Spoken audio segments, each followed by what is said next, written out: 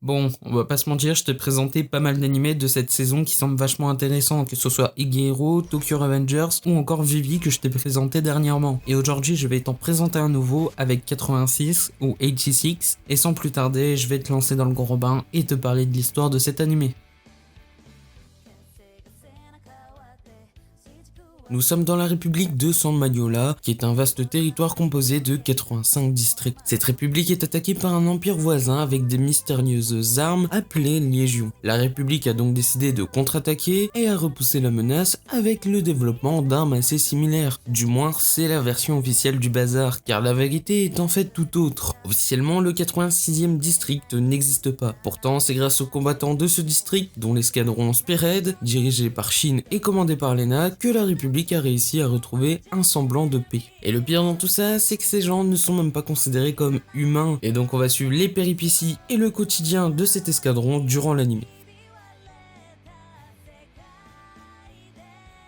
En tout cas, sur les premiers épisodes, l'univers et le décor sont plutôt bien plantés et ça fait plaisir. Et l'animé a vraiment un côté psychologique, je m'explique. En fait, on a les deux visions. La première vision de Lena, qui est à dire dans l'intérieur, dans la République, et la vision des Spérides, c'est-à-dire les 86 qui sont considérés comme des sous-merdes, quoi. Et même si les deux ne s'entendent pas forcément, tu comprends aussi pourquoi les réactions de chacun. Et je trouve ça vachement intéressant d'avoir les deux points de vue. De plus, c'est amplifié par une ambiance pesante, et ça va être pire avec des scènes émotionnelles, et t'as l'impression que chaque épisode, un personnage principal peut crever, et ce qui rajoute en fait de la pression. En tout cas, j'ai trouvé le scénario pas mal intéressant, avec pas mal d'informations, et il faut clairement s'accrocher. En tout cas, les personnages principaux sont vachement intéressants, je trouve. Lena est plus une personne assez réfléchie, malgré sa bienveillance, des fois elle fait pas les choses correctement, mais tu sens vraiment qu'il y a de la bonté dans son cœur. Et concernant Shin, tu verras rapidement que c'est un personnage assez charismatique, difficile à cerner, tu sais qu'il est gentil, mais tu sais que derrière il peut te lâcher une dinguerie. En tout cas, j'ai trouvé l'animation vachement bonne, la 3D passe comme une lettre à la poste. Après l'animation 2D, si tu veux un picture, je pense pas que j'ai besoin de présenter ce studio qui a déjà fait SAO, Fairy Tail ou Nanatsu no Taizai pour les 2 premières saisons, donc voilà, c'est quand même